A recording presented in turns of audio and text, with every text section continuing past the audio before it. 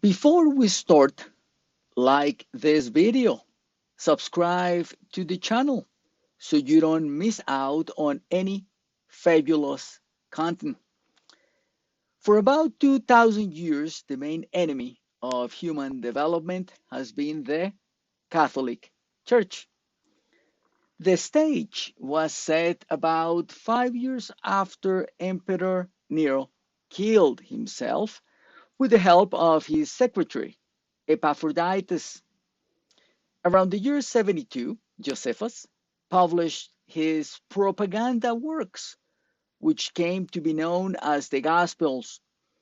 Josephus wrote and edited the widely known four Gospels.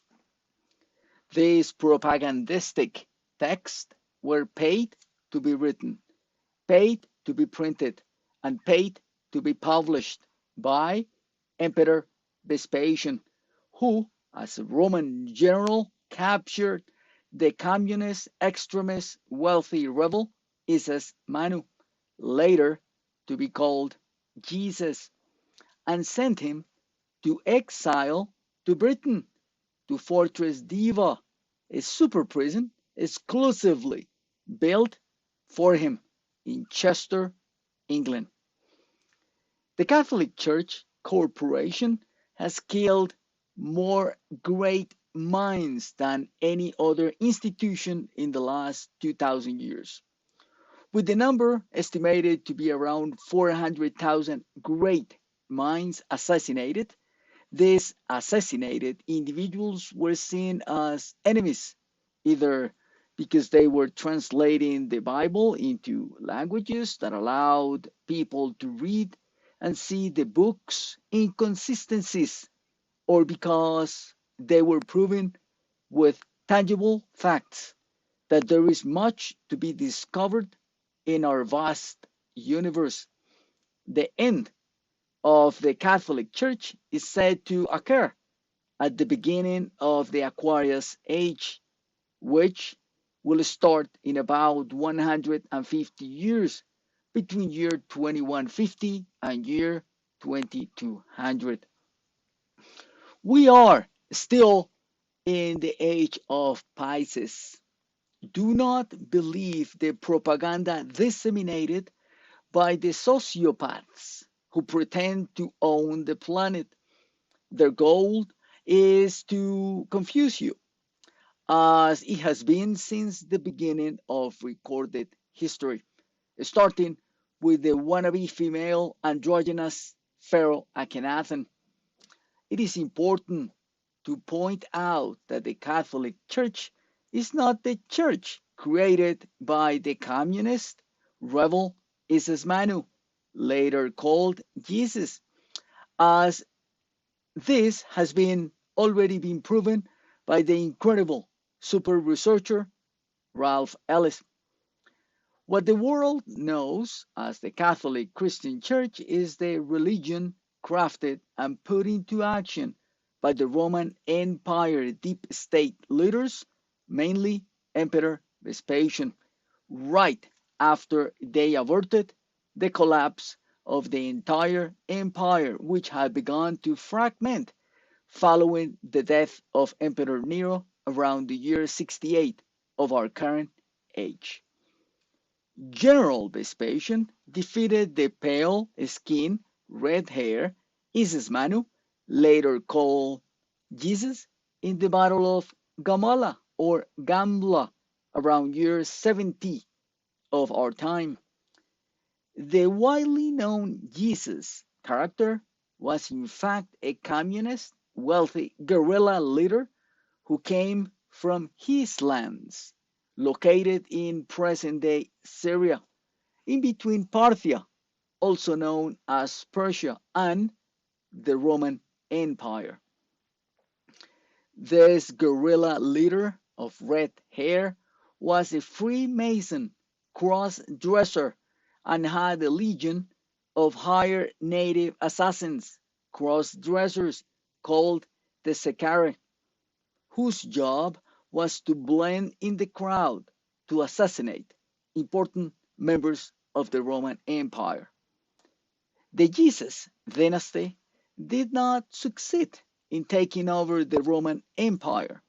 The Jesus character was put in a cross for a while and then taken down alive and sent to exile as prisoner to Fortress Diva in England until he died of old age at 93. This punishment was the Roman customary punishment for any rebel who threatened the Pax Romana.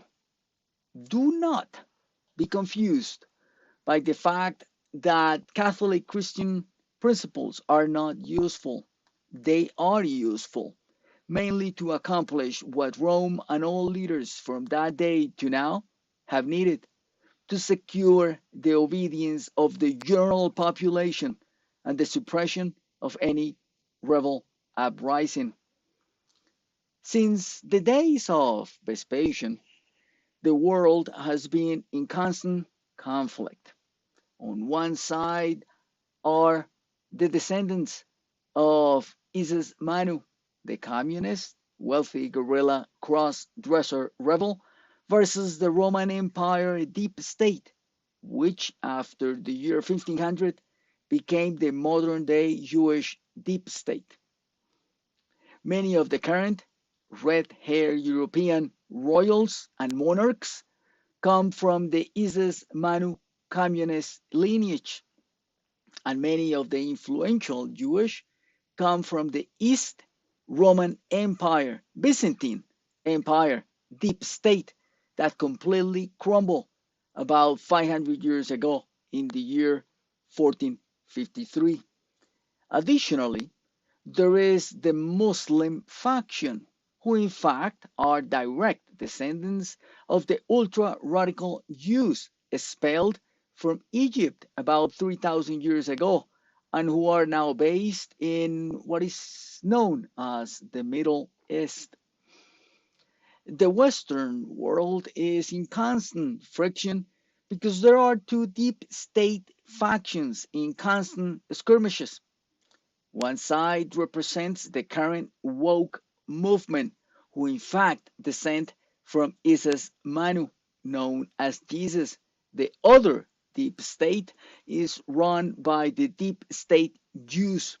The Muslims are not part of any deep state. The Muslims just finance both sides. In modern terms, the fight between the ISIS Manu faction, represented by the modern day Democrats in the United States and their allies worldwide, and the Jewish faction, represented by the modern day Republicans in the United States and their allies worldwide, will not produce a winner because both sides are financially broke. Both will ultimately be losers, and the winner takes all will be the Muslims. They are, in fact, the wealthiest faction now. Keep in mind that the current mess is bound to the West only. None of these factions, neither the ISIS Manu nor the Jewish faction, have any true power in oil mafia control Russia, underworld mafia control Japan, or ancient triad control China. For the case of India, it has always been run by Isis Manu faction since at least 2000 years ago. The three factions noted here are planning the third world war. Perhaps they want it to happen in 6 years at most. Hopefully, it will never happen. The first war, Great Britain had to fall. In the second war, the objective was to officially split the Western world into two winners, the US and the Soviet Union, abolishing Germany as a true power contender. Germany had to be split in two. It was the priority goal. The third war is said to cause the US to fall, though it is not clear if that will be the result. Given its geographical position, the US, the United States, is the best piece of real estate in the world. So I venture to say that the outcome will likely be the division of the United States into three regions: North, South, and West. Thank you.